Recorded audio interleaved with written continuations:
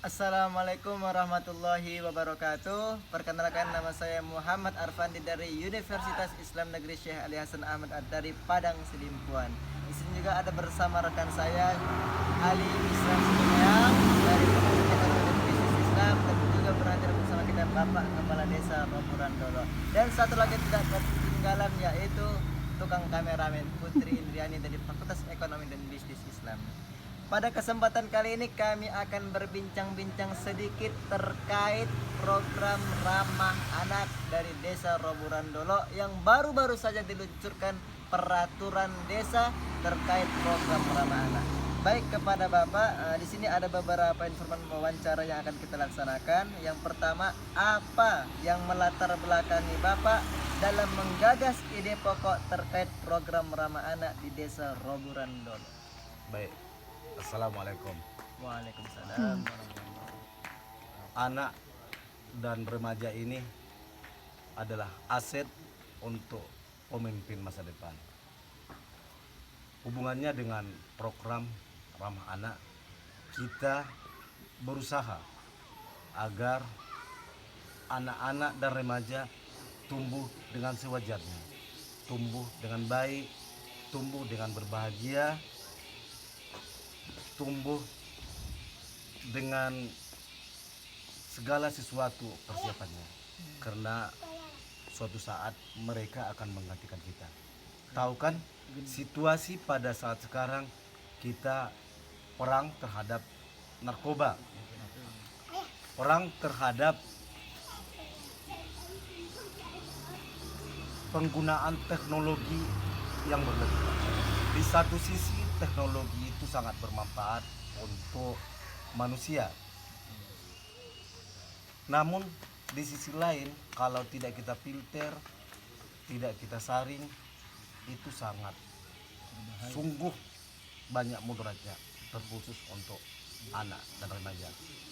Nah, sebagai solusi dari perang terhadap narkoba tadi, solusi untuk membatasi anak-anak menggunakan HP atau gadget dengan segala keturunannya itu, kita buatkanlah ruang ramah anak di desa kita dengan 3 zona. Zona 1, zona 2, zona 3, agar mereka bertumbuh dengan baik. Itu harapan kita ke depan. Karena suatu saat kita kan akan meninggalkan mereka. Pasti. Innalillahi Wa inna ilaihi raji'un. itu dia, Mang.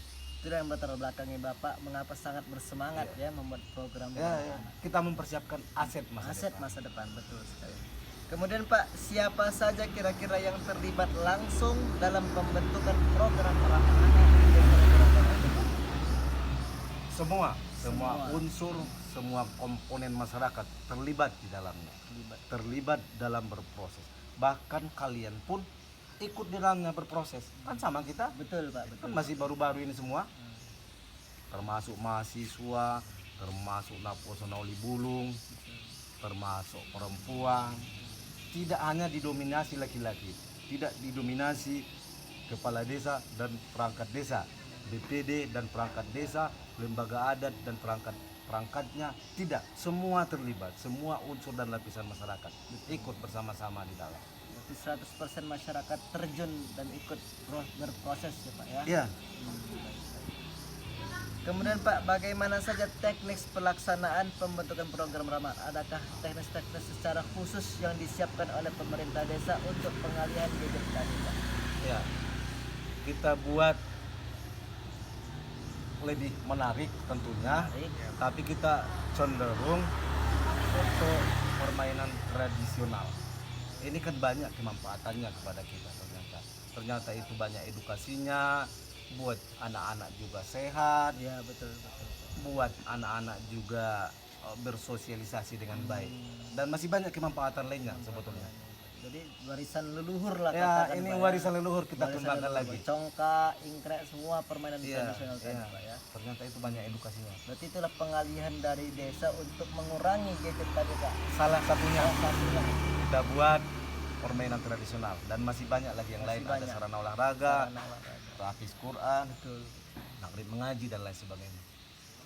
Kemudian Pak, apa saja kira-kira media yang digunakan dalam program ramah anak tadi Pak? Kira-kira apa saja media yang diperlukan?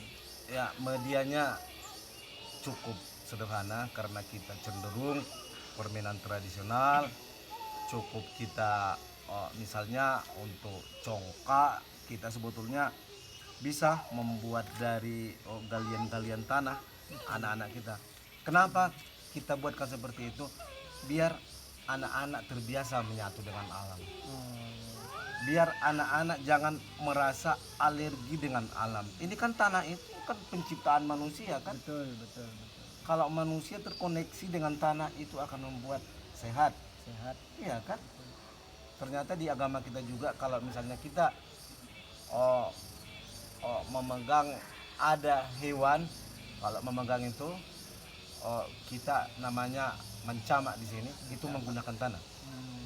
Nggak usah saya sebutkan hewannya ya. Iya, betul. Nah, kita mencamak, ternyata menggunakan tanah. Kenapa kita alergi dengan tanah? Kita biarkan anak-anak kita bermain dengan tanah, biar Sentuh mereka sehat. dengan alam, Pak ya. Iya.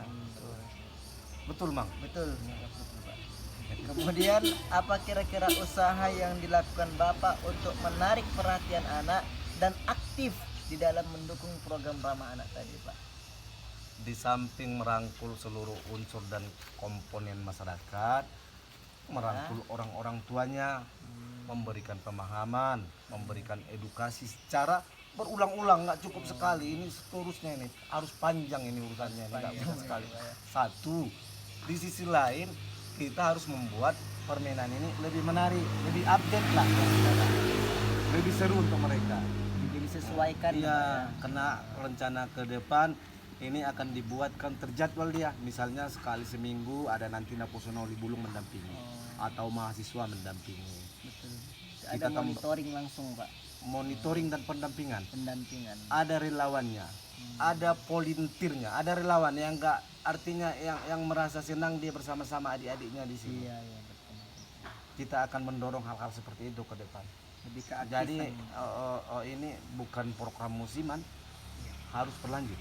Berlanjut. Ya. Ya. Bukan Iya kan, hanya Ali?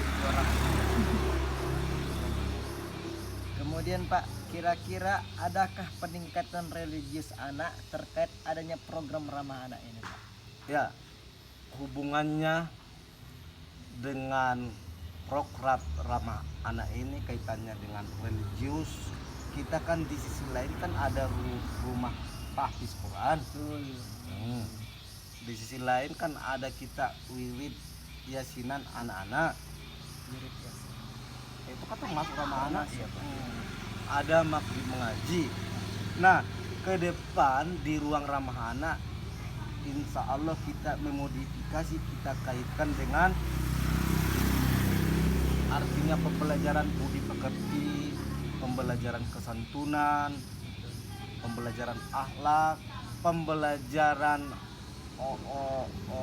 cara berhitung dengan bahasa Indonesia, bahasa Arab, bahasa Inggris.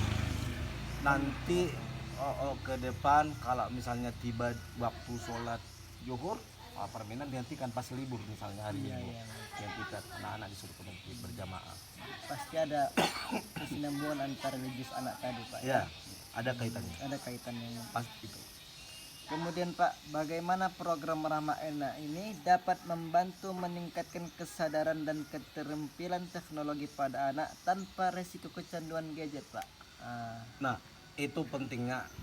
Kita kan tidak melarang menggunakan gadget atau HP. Betul. Tapi harus dengan Pengawasan. dampingan orang tua atau guru. Boleh misalnya anak-anak kita yang sekolah lanjutan tingkat atas boleh pakai Facebook. Nggak ada yang melarang.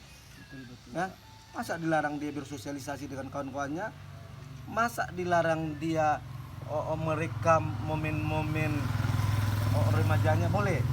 Namun harus didampingi. Boleh. Boleh ya, Pak. Boleh mereka berkreasi dengan menggunakan teknologi, tapi harus kita Dampingi. Itu dia. Kemudian Pak, adakah rencana untuk melibatkan para guru, baik orang tua maupun masyarakat dalam mendukung program ramah anak ini agar terus berjalan nantinya, Pak? Tidak rencana lagi. Antum kan udah ikut sosialisasi ke madrasah, ke sekolah SD, Ali juga.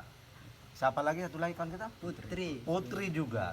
Ke madrasah, ke SD, bahkan door Door to door. door to door, bukan melibatkan lagi.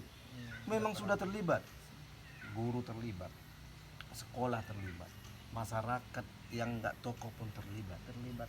semua terlibat. Iya kan? Iya, Ikut kalian kan? betul. Kok rencana lagi berarti kan? Udah ada Sudah aksinya. terlaksana, aksinya sudah nyampak ya Pak ya. Kemudian Pak, apakah ada kendala dalam implementasi program Ramah ini sejauh ini Pak? Ada. Kita ini udah kelamaan. Misalnya untuk anak-anak sekolah lanjutan atas ya, atau madrasah aliyah, mereka ini nggak ada beban sebetulnya megang-megang HP, main game dan lain sebagainya. Selama ini kan nggak ada larangan. Betul. Jadi untuk ini kita butuh proses memang. Butuh pendekatan-pendekatan persuasif. Butuh pendekatan-pendekatan yang humanis untuk khusus anak-anak kita yang sekolah lanjutan tingkat atas. Kita harus membedakan perlakuannya anak-anak sekolah lanjutan tingkat atas dengan sekolah lanjutan pertama dan anak-anak. Agak beda kayak, agak repot kita di situ. Iya betul sekali. Iya. Pembedaan tadi Pak ya, kelas-kelas. Iya, itu kendalanya, Amang.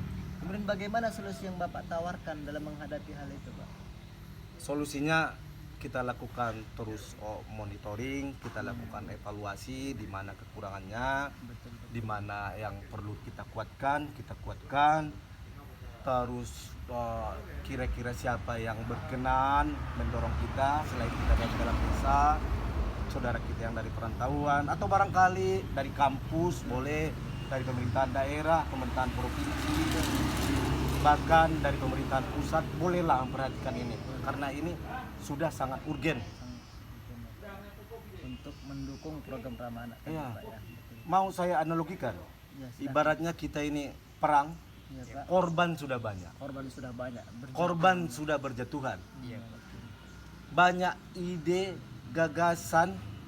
Kalau tidak ada aksi untuk mengatasi korban, lebih banyak lagi korban. Lebih banyak lagi. Hari ini kita lakukan aksinya bersama-sama, bukan hanya dari desa, kalian juga ikut, tukang kamera juga ikut.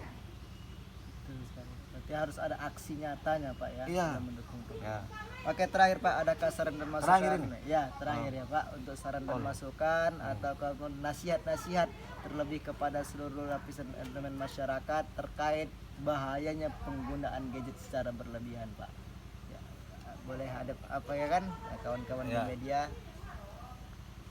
Penggunaan teknologi yang berlebihan khususnya kepada anak-anak dan remaja, sebetulnya ini sudah kita tahu ini sangat berbahaya dan banyak mudaratnya kepada anak-anak. Jadi malas belajar, susah tidur, jadi pemarah, akhlak hilang, ya kan? Kesantunan hilang. Masa terus kita waknya datang, masa terus main HP, dia cakapinnya sebentar terus main HP. Ya kan? Berarti akhlak. Jangankan anak-anak, yang dewasa juga banyak seperti itu. Bahayanya sungguh sangat banyak. Sangat banyak. Nah, harapan saya ke depan, yang pertama karena melindungi anak-anak dan remaja ini adalah bagian dari ibadah. Satu, kalau dari agama kita ya, dari sisi agama kita satu. Terus kewajiban kita juga mempersiapkan pemimpin masa depan yang kuat, pemimpin masa depan yang beriman, berilmu dan berakhlak, ya kan? Iya Pak. Nah, untuk sampai ke sana perlu kita semua bergandeng tangan. Perlu semua kita berkolaborasi, termasuk dari kampus, termasuk dari birokrasi, termasuk dari kawan-kawan politikus yang duduk-duduk di Senayan, yang duduk di Dewan Perwakilan Rakyat Daerah, dari pemerhati, dari NGO, dari seluruh lapisan masyarakat. Kita coba hari ini bertumbuh dari desa. Betul. Iya kan? Itu dia. Jadi perlu kolaborasi dari semua pihak untuk membangun komitmen ini. Hari ini kita mulai dari sini, insya Allah. Kita mulai dari bersama-sama dari desa Roburan Dolok dan Universitas Islam Negeri. Syekh Ali Hasan Ahmad dari Padang Selimpuan. Itu dia.